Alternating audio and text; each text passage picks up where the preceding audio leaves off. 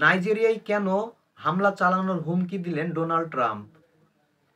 পশ্চিম আফ্রিকার দেশ নাইজেরিয়া যদি সেখানে খ্রিস্টান সম্প্রদায়ের লোকজনকে হত্যা বন্ধের ব্যবস্থা নিতে ব্যর্থ হয়, তবে দেশটির বিরুদ্ধে সামরিক পদক্ষেপ গ্রহণের হুমকি দিয়েছেন যুক্তরাষ্ট্রের প্রেসিডেন্ট ডোনাল্ড ট্রাম্প।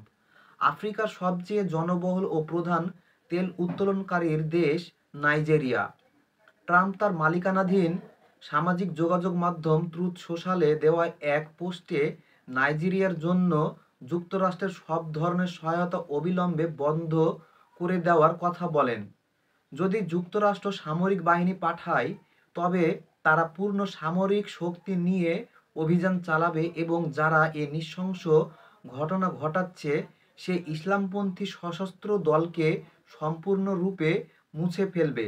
তবে নাইজেরিয়ায় খ্রিস্টানদের সঙ্গে কোন ধরনের নৃশংস আচরণ করা হচ্ছে সে বিষয়ে ট্রাম্প নির্দিষ্ট কোনো প্রমাণ বা বিবরণ দেননি। নাইজেরিয়াকে তিনি নিন্দিত রাষ্ট্র বলে বর্ণনা করেন এবং দেশটির সরকারকে হুঁশিয়ার করে দ্রুত পদক্ষেপ গ্রহণ করতে বলেন। নাইজেরিয়ার পররাষ্ট্র মন্ত্রণালয় বলেছে তারা সহিংস চরমপন্থার বিরুদ্ধে লড়াই চালিয়ে যাবে এবং আশা করছে এ লড়াইয়ে ওয়াশিংটন তাদের ঘনিষ্ঠ বন্ধু হিসেবে থাকবে। ট্রাম্পের এ হুঁশিয়ারি দেওয়া বিষয়ে মন্তব্য করার জন্য বার্তা সংস্থা রয়টার্স থেকে মার্কিন প্রতিরক্ষা বিভাগে যোগাযোগ করা হয়েছিল। তারা এ বিষয়ে হোয়াইট হাউজের সঙ্গে কথা বলতে বলেছে। তবে রয়টার্সের সঙ্গে এ বিষয়ে কথা না বললেও মার্কিন প্রতিরক্ষা মন্ত্রী পিট হেগসেথ সামাজিক যোগাযোগ মাধ্যম এক্স এ পোস্টে লেখেন, মার্কিন ওয়ার ডিপার্টমেন্ট পেন্টাগন সামরিক পদক্ষেপের প্রস্তুতি নিচ্ছে। হয় নাইজেরিয়া সরকার খ্রিস্টানদের রক্ষা করবে, না হয় আমরা ওই সব অস্ত্রধারীকে হত্যা করব যারা ভয়াবহ নির্যাতন চালাচ্ছে। ট্রাম্পের এই পোস্টের একদিন আগে তার প্রশাসন নাইজেরিয়াকে আবারও কান্ট্রিজ অফ পার্টিকুলার কনসার্ট বিশেষ উদ্বেগের দেশ এর তালিকায় অন্তর্ভুক্ত করেছে। যুক্তরাষ্ট্র এ তালিকায় এমন দেশগুলোকে রাখে যেখানে ধর্ম পালনের স্বাধীনতা নেই বলে তারা মনে করে। তালিকায় অন্য দেশগুলোর মাধ্যমে আছে চীন, মিয়ানমার, উত্তর কোরিয়া, রাশিয়া ও পাকিস্তান।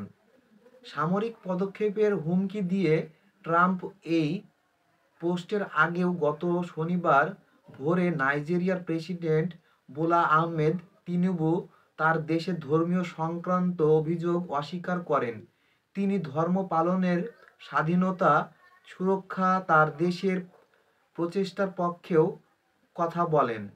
তিনি বলেন, নাইজেরিয়াকে ধর্মীয়ভাবে অসহিংসিত দেশ হিসেবে চিহ্নিত করা আমাদের জাতীয় বাস্তবতার সঙ্গে মেলে না এবং এটি সরকারের সব সব নাইজেরীয় ধর্ম পালনের স্বাধীনতা রক্ষা করার ধার্মিক ও আন্তরিক প্রচেষ্টাকেও বিবেচনায় আনে না।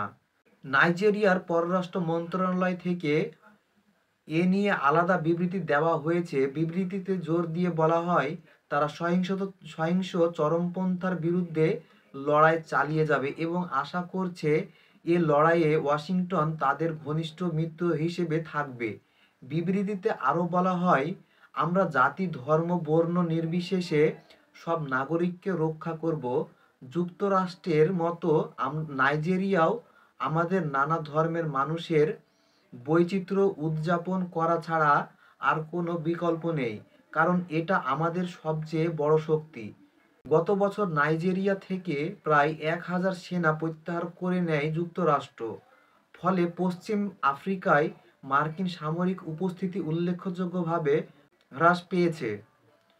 যদি যুক্তরাষ্ট্র মাঝে মধ্যে প্রশিক্ষণ ও মহড়ায় অংশ নিতে আফ্রিকায় ছোট ছোট সেনাদল পাঠায়, বর্তমানে আফ্রিকা মহাদেশের সবচেয়ে বড় মার্কিন ঘাঁটি পূর্ব আফ্রিকার দেশ জিবুতিতে, সেখানে 5000-এরও বেশি মার্কিন সেনা অবস্থান করেছেন।